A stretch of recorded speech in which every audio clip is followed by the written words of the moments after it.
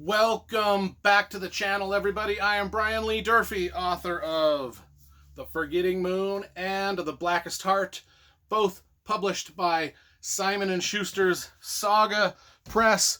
Today, I'm going to be reviewing book number 2 in C.J. Box's Joe Pickett mystery series.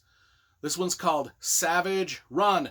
And I'll be honest, I have not read a better book about exploding cows than this one. Best book about exploding cows.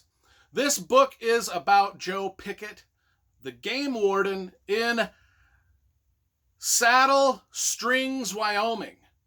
Now, I read book 1, open season, last week, and I was curious to see if Saddle Springs, Wyoming was an actual place. Turns out it is kind of an actual place.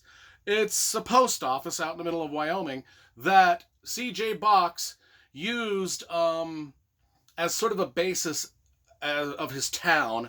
He sort of constructed this fictional town called Saddle Springs, Wyoming, at about the same spot where that post office is called Saddle Springs, Wyoming, if that makes sense. Joe Pickett is a game warden. He solves mysteries and murders and stuff. I mean, I got the whole series. I read book 1 last week, loved it so much that I bought the entire series. And what I love about this series is all the books match together. They've all got great cover art. You know I love cover art, illustration, and graphic design, and we always review the covers. And man, they got some great Wyoming scenery on these covers, and the spines all match up. And so just packaging overall is dynamite, so thumbs up for that. To the publisher, which happens to be Putnam. Yay, Putnam! What is Savage Run? Did I like it as much as open season? Well, let's talk about it. It starts out with exploding cows, like I said. Stewie and Annabelle are some hipster, hippie, eco-terrorist environmentalists, right? And they're out there doing stuff in the Wyoming wilderness just to raise hell with whoever. You know how the environmentalists are, right? Okay, so they're just out there to raise hell for no particular purpose other than their own virtue signaling, and they're out amongst some cattle, and the cows explode, killing Stewie and Annabelle, the hippie eco-terrorists. Or do the exploding cows kill them? Or does the exploding cows kill just one of them? Or none of them? Or both of them? Or more people than just them? That's the mystery of the exploding cows. So then Joe Pickett gets involved, the game warden gets involved, and one thing I love about these books is C.J. Box paints such an elegant picture of the Wyoming landscape with his words and prose. I just love it. I love when authors take that extra time to just set up the scene and let us know the beauty of the forest and mountains that we are in. And he does that, and he contrasts that really greatly with some super descriptions of exploding cows. And what happens to that beautiful forest and landscape when cows explode in the midst of it? And maybe there's dead people there too. The descriptions were great. I loved just the contrast in blood, savagery, and beauty of the mountains. And,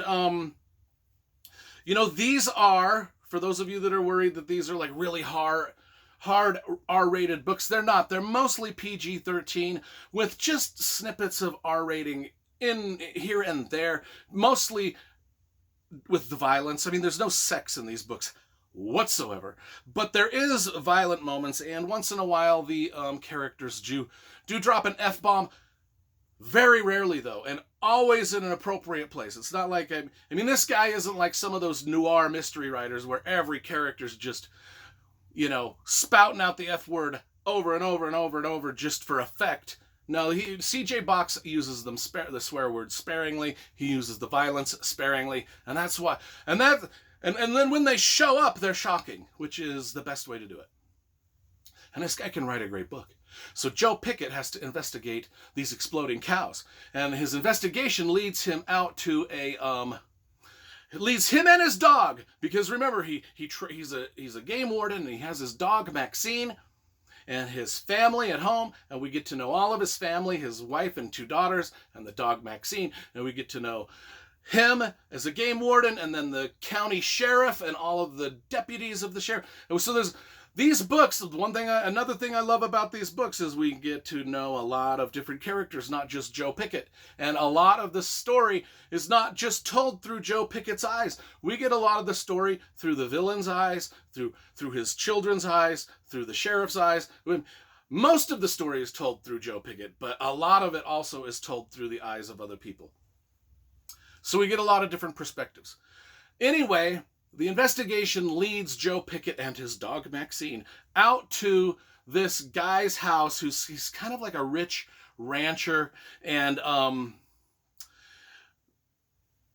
just not a good person. Kind of like, if you've ever watched that series Wyoming with Kevin Costner, it's kind of like all of the issues that the ranchers are dealing with in these books are similar to what Kevin Costner's dealing with in that show, in that Wyoming's a beautiful place. People want to turn it into a tourist place.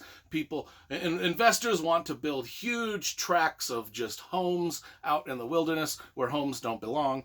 And that's kind of the mystery here that we're dealing with. And also we get this place called Savage Run, where the climax takes place. It's a deep gorge, a valley with steep cliffs and rocky ledges, and that's where the climax takes place, is in Savage Run. Again, I googled it. It's a real place.